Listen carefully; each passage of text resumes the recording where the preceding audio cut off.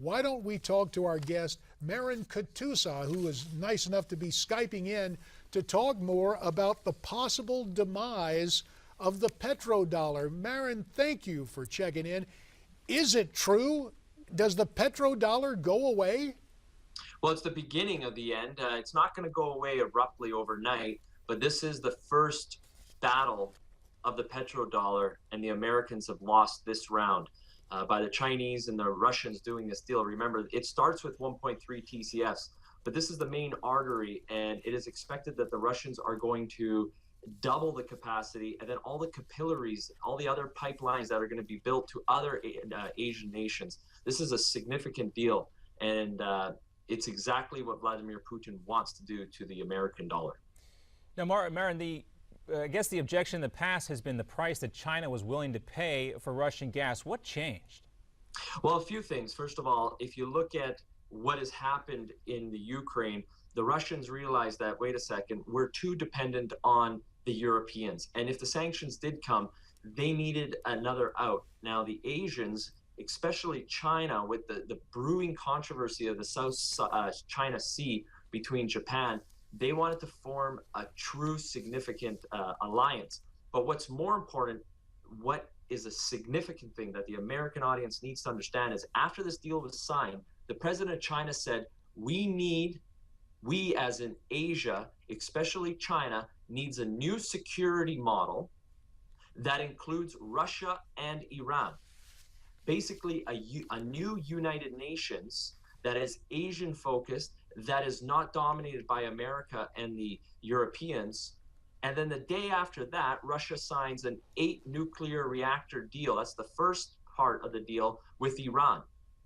And remember, 1 in 10 homes in America is powered by Russian nuclear fuel. So these are 3 significant deals done within 48 hours. Marin, I don't mean to react with anything that could be interpreted as panic, but what you've just laid out, both with the trade deal, but also politically, for the Chinese president to talk about China, Russia, Iran, it's almost as if there's an emerging Axis power for the 21st century. Is that an overstatement?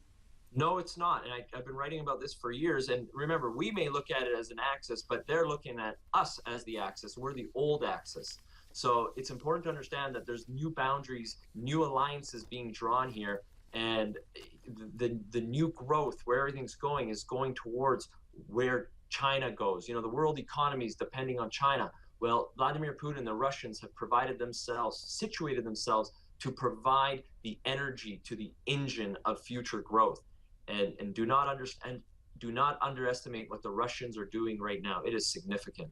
And Marin, correct me if I'm wrong here. I'm trying to stop the panic, if you will. There is some optimism, I guess, here, at least this is what I've been told, that the technology and the technological advances that have been made in the United States, specifically in the areas of fracking and things of that nature, could give us an advantage as well. Is there any truth to that? What about the prospect of the United States becoming an energy exporter, maybe not to places like China and Russia, but to places like Europe as well?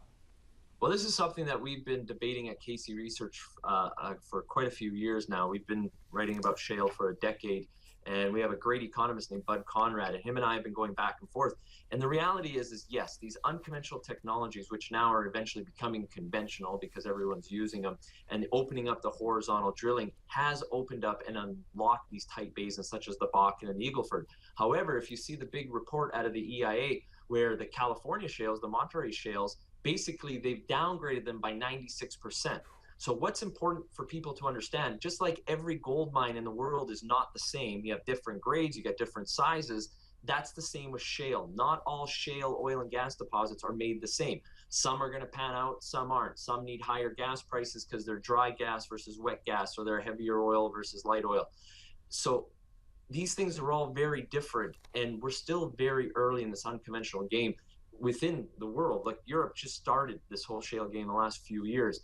North America, Alberta, and the US, they've been on it for about 15 years now. So yes, it's a great start, but we got to be careful not to be overly optimistic about America becoming a net exporter. Like all the media was saying by 2022, that's great political lip service for Obama, but just like all his other hopes and dreams, they're not going to come to fruition. And underscoring that, Marin, there's only about a minute left. We still don't have anything going on with construction of the pipeline, the Keystone XL pipeline. So compare and contrast, there are Russia and China moving ahead with a huge deal, and here's the United States not even able to put in place the effective infrastructure in terms of that pipeline. This has to be something that is really causing problems for us. The ironic result, you just brought up something significant. The Canadian Prime Minister, now I'm Canadian, and he's now talking about, fine, you don't want to get this deal done, America, we're going to build a pipeline and sell all our oil, which is the Canadian oil, to China. Wow. Marin Katusa, the Chief Energy Investment Strategist for KC Research, thanks for sharing your research and your insights on energy and the changing alliances in the world, indeed perhaps the changing balance of power on the globe. We really appreciate it very much, Marin. My pleasure. Thank you. Wow, John, I got to tell you, not exactly a happy topic for Friday afternoon, but we're forewarned about the challenges we're facing. But it also highlights the importance of petroleum in our global economy today and why it is such an important matter for us to discuss and not just make knee-jerk reaction decisions to whether we like it or not. Yeah, well, I just like to have more energy. That's a good thing. I think we'll agree on that. Speaking of more, there is more to come on America's Forum. Please stay tuned.